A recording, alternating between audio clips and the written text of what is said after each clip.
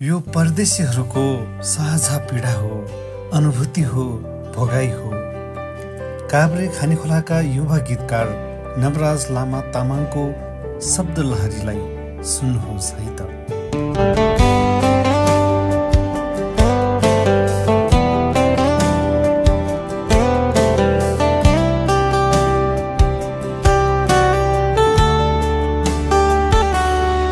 समुद्र पारी बादल मुनि एक्लै यात्रा गरिरहेछु, आफ्नो चाहत थाती राख्दै घरको यादमा बाँचिरहेछु। बिरानो यो ठाउँमा बसी उकालो बाटो सम्झिरहेछु, आमाको मनले डाकिरादा भक्कानिएर एक्लै रुन्छु। ए परदेशी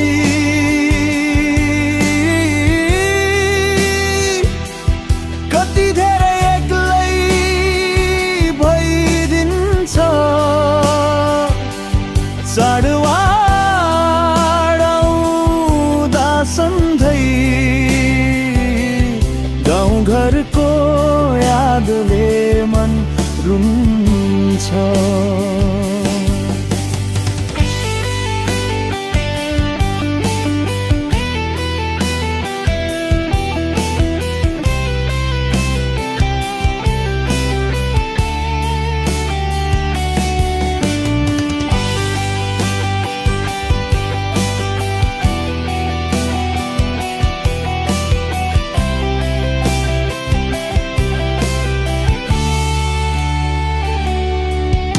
निद्रा त सहनै पर्छ, सपना पूरा गर्नलाई सजिलो त कहाँ छ र जन्मेपछि मर्नलाई।